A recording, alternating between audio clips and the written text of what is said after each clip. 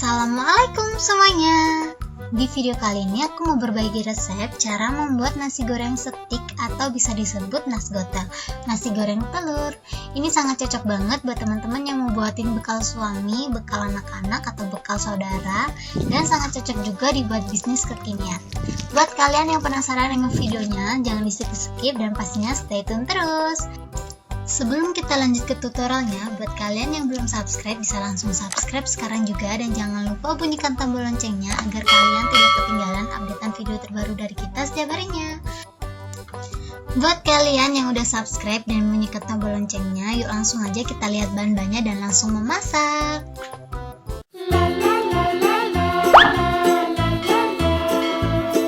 Bahan-bahan yang aku butuhkan di sini adalah bumbu nasi goreng, aku pakai yang rasa ayam. Terus di sini ada secukupnya nasi, daun bawang, wortel, telur, dan yang terakhir sosis yang udah aku potong-potong dadu. Ini bahan-bahannya aku pinggirin dulu. Ini gampang banget ya teman-teman, kalian harus nyobain di rumah. Untuk langkah pertama, di sini aku siapin baskom, lalu aku masukin telur. Di sini aku pakai 4 butir telur. Kuning sama putih telurnya aku pakai semuanya ya.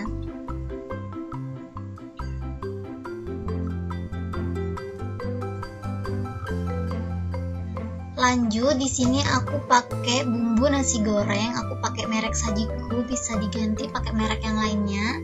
Ini langsung aja aku aduk ya, aku ngaduknya pakai whisk. Kalau teman-teman nggak punya whisk seperti ini bisa pakai adukan apa aja, yang penting pastikan kalau bumbu nasi gorengnya itu tercampur rata, jangan sampai ada yang bergerindil, soalnya kalau bergerindil nanti rasanya bakalan nggak tercampur rata gitu. Kalau menurut teman-teman rasanya kurang asin, kurang gurih, itu bisa ditambahin bahan-bahan lainnya, tapi karena menurut aku bumbu nasi goreng ini udah enak banget, jadi aku nggak tambahin apa-apa. Dikocok dan pastikan tercampur rata ya. Ini menurut aku udah. Langsung aja di sini aku pakai 1 buah sosis yang udah aku potong dadu-dadu. Ini sesuai selera masing-masing, bisa di-skip. Lalu di sini aku ada daun bawang. Ini daun bawangnya dikira-kira aja ya. Ini aku potong-potongnya pakai gunting aja seperti ini. Usahakan potong-potongnya kecil-kecil biar nanti dicetaknya gampang. Sebelum ada yang komen kalau daun bawang aku nggak dicuci, di sini aku bakalan jelasin kalau sebelum masak semuanya udah aku cuci dulu, jadi nggak aku tunjukin teman-teman, jadi tenang aja ya. Lanjut untuk sayurnya, di sini aku ada wortel. Ini wortelnya secukupnya aja. Ini wortelnya juga udah aku cuci bersih, jadi teman-teman yang khawatir sama kesehatanku, terima kasih banyak. Ini aku serut aja ya, soalnya kalau dipotong-potong dadu gitu wortel aku kecil banget, jadi agak sedikit susah. Kalau teman-teman mau buat dipotong-potong dadu juga boleh, itu menurut aku lebih berasa banget wortelnya. Kalau digigit gitu dia berasa kalau itu tuh wortel. Cuman kalau diserut kayak gini emang lebih gampang, cuman dia bakalan lebih membaur sama nasinya. Ini aku serut semuanya, aku pakai 3 wortel kecil seperti ini. Ini bisa kurang lebih aja, bisa ditambah, bisa dikurang, pokoknya sesuai selera masing-masing ya buat isiannya. Ini udah selesai, seperti ini aja kurang lebih. Ini aku bersihin dulu.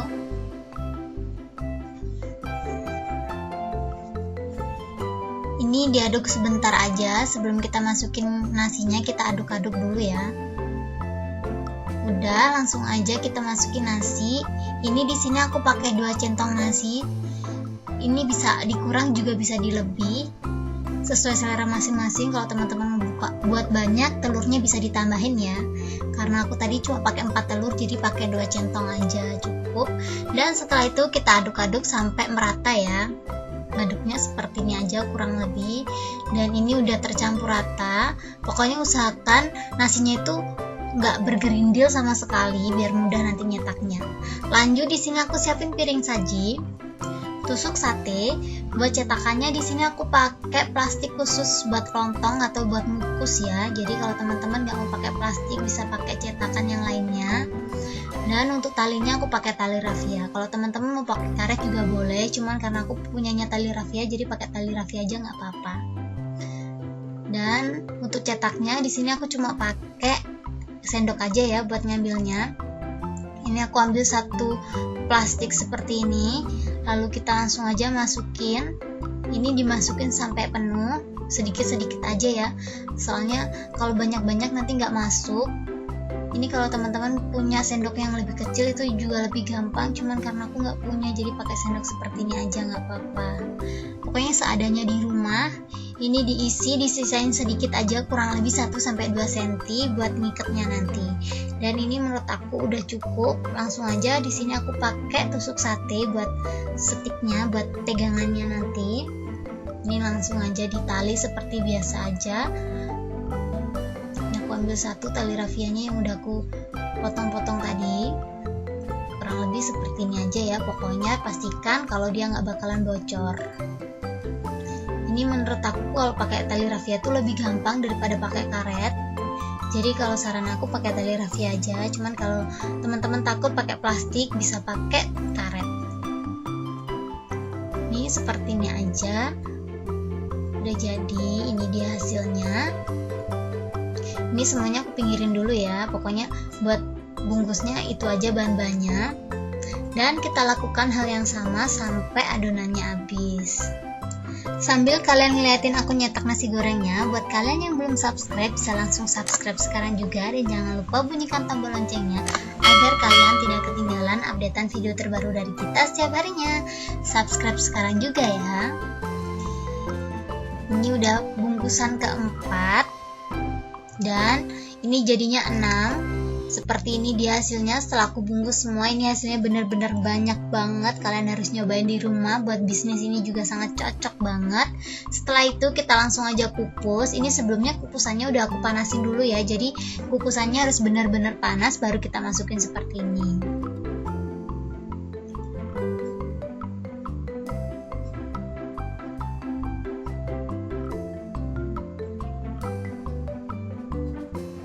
Setelah nasi gorengnya masuk semua, kita langsung aja tutup dan tunggu kurang lebih 15 menit.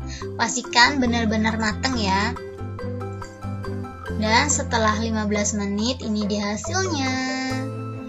Ini udah mateng karena warnanya juga udah berubah. Ini langsung aja kita tiriskan.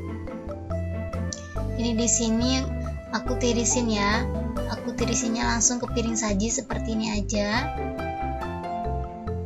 Soalnya kalau dibiarin di situ bakalan lama dinginnya, jadi aku ambil aja.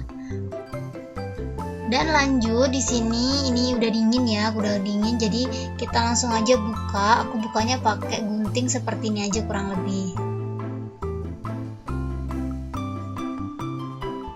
Ini bukanya sesuai selera masing-masing, cuman aku nunjukinnya caranya kayak gini aja biar lebih gampang. Ini tuh bener-bener nagih banget, aku udah beberapa kali coba. Ini tuh bisa disimpan di kulkas. Kalau teman-teman pengen makan nasi goreng instan, bisa langsung ditaruh di kulkas, dimasak. Ini tahan 2 minggu ya teman-teman di freezer. Gak apa-apa, masih enak kok nasinya juga. Aku udah coba 2 minggu tuh tetap enak. Ini buat stok-stok buat anak kos, kalau pengen nasi goreng malam-malam juga boleh. Satu aja udah kenyang banget. Aku seneng banget sarapan pakai ini. Jadi kalau pagi-pagi gitu aku goreng satu buat aku sendiri. Dan setelah dibuka semuanya, teman-teman bisa langsung goreng. Karena ini tusuknya kepanjangan, jadi aku potong ya. Tusuk satenya ini aku potong. Jadi kurang lebih seperti ini dia boncel kayak gini tuh. Ini aku tadi potong sedikit aja sih di ujungnya. Langsung aja kita goreng sampai kuning kecoklatan gitu atau sesuai selera. Ini kalau teman-teman nggak mau digoreng langsung, bisa langsung disimpan di freezer. Kalau disimpan di freezer itu ini tahan kurang lebih 2 minggu. Tapi kalau disimpan di kulkas biasa cuma asal dingin aja itu bisa sampai 4-5 hari ya teman-teman.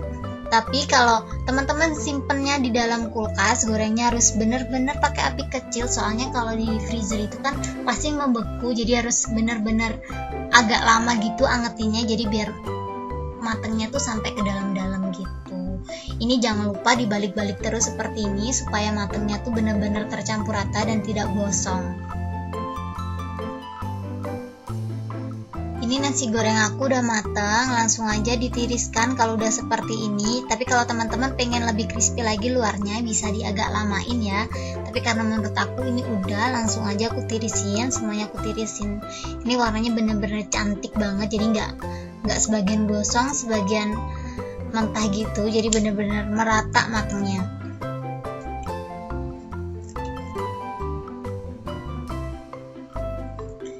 Dan setelah digoreng, ini dia hasilnya. Ini bisa disajikan pakai saus, mayones, atau kecap, bisa dicocol atau cuma dibuat hiasan atasnya aja. Ini aku bakalan hias atasnya pakai saus sama mayones. Cukup segini aja tutorial aku kali ini. Semoga video ini menghibur dan bermanfaat buat teman-teman. Buat kalian yang suka sama video aku, kalian jangan lupa untuk klik like, komen, dan share ke teman-teman kalian agar isi di dalam video ini lebih bermanfaat lagi buat semuanya.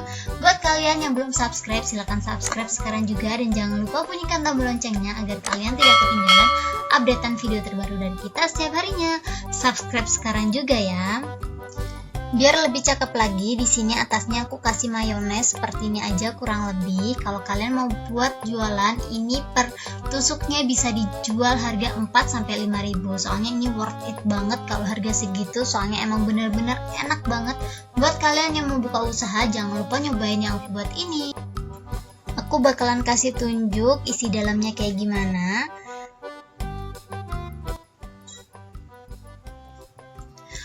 Oke guys, terima kasih banyak buat teman-teman yang udah menonton video ini sampai habis, dan terima kasih banyak juga buat teman-teman yang udah dengerin ocehanku kali ini. Kalian super baik banget menurut aku.